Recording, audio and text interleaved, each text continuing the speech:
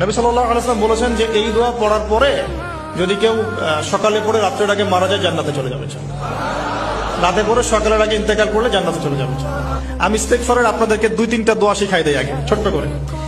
1 number, যারা একটু পড়াশোনা করেন মাশাআল্লাহ তারা এইটা পড়বেন, সাইয়্যিদুল ইস্তেগফার। সাইয়্যিদুল ইস্তেগফার আমার সাথে বলবেন, আল্লাহুম্মা আনতা রাব্বি লা ইলাহা ইল্লা আনতা খালাকতানি আনা আবদুক ওয়া আনা আলা আহদিক ওয়া ওয়া'দিকা মাসতাতা'ত আউযু বিকা মিন শাররি মা সানা'ত আবুউ লাক বিনি'মাতিকা আলাই ওয়া আবুউ বিযানবি ফাগফিরলি ফাইন্নাহু লা ইয়াগফিরু যুনুবা ইল্লা আনতা।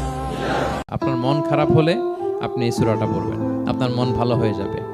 এটাকে দি অ্যান্টি ডিপ্রেসেন্ট সূরা বলে, মানে ডিপ্রেশন কাটায় ফেলে। আমাদের এরকম অনেক সময় হয় না যে হতাশ, দেয়ালে পিঠ ঠেকে গেছে, কোনো বের হওয়ার রাস্তা নাই, কই যাব, কোথাও সফলতা নাই, সবাই আমাকে ভুল বুঝতেছে, এরকম মাঝে মাঝে হয় না? আমাদের সবার লাইফে আপস এন্ড ডাউনস আছে। আপনি যখন ভারাক্রান্ত হবেন, কষ্টে থাকবেন, এই সূরাটা পড়বেন, দেখবেন যে আপনার ডিপ্রেশন দূর হয়ে গেছে। আল্লাহর হাবিব সাল্লাল্লাহু আলাইহি ওয়াসাল্লাম যখন এরকম ভারাক্রান্ত ছিলেন, চিন্তিত ছিলেন, তখন আল্লাহর হাবিব সাল্লাল্লাহু আলাইহি ওয়াসাল্লামকে চিন্তামুক্ত করবার জন্য আল্লাহ তাআলা এই চমৎকার সূরাটি নাযিল করেছেন।